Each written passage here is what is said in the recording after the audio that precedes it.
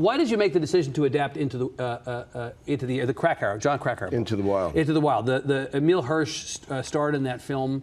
That was and you both directed. I'm scrambling for a lighter. No, it's okay. I'm about to say, this is PBS. I'm not sure we have lighters actually on the set. I got it. You're good. You're good. Okay. Talk to me about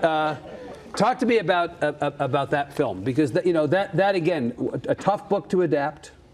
Right? Yeah. Yes and no. And you both wrote and directed it. Yeah. I have been talking about this book, yeah. and people want to talk to me about authors that may have influenced me. And frankly, I have to confess that all the time that. There are so many authors I know I love, but my retention is awful. Yeah. And so, I remember the feeling of that book, or I remember that was an exception reading that book. And I'd read it, had read it twice one night when I got it. And the next day I tried to get the option to make it as a movie. Yeah. The next day. The next day I made phone calls and this is unusual for you in your experience. Yeah. And the parents of Chris McCandless, who the book is about, we're not ready to see a film made. 10 years went by, and I hadn't read the book at all. And you needed the parents, not just Jon Krakauer.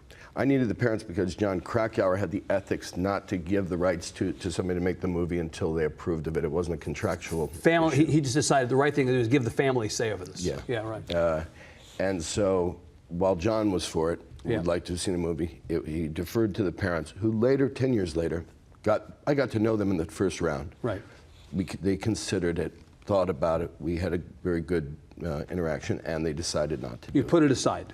So 10 years later, I heard out of the blue from them, "Are you still interested in making the movie about our son?" And I said yes. Very immediately, a contract was drawn up, and I wrote the first draft of the script without reading the book again after 10 years. And when I went back, it was the same. It was the same thing I remembered reading. Yeah. That really registered to me. And there's a moment in the film where Emile Hirsch looks into camera, breaks the wall. Yes. And for me, it's not. I wouldn't normally be prone to do something divisive like that, so on. But it seemed to me that that story touched me so much, and why I felt confident it would touch a lot of people for varying ways, is that it was everybody's story of that wanderlust, that finding oneself as a young person. And I think that was our actor looking into the camera and saying, "I know, this is your story." I'm you. Yeah. Right. It was an incredibly moving, that scene, but that movie particularly.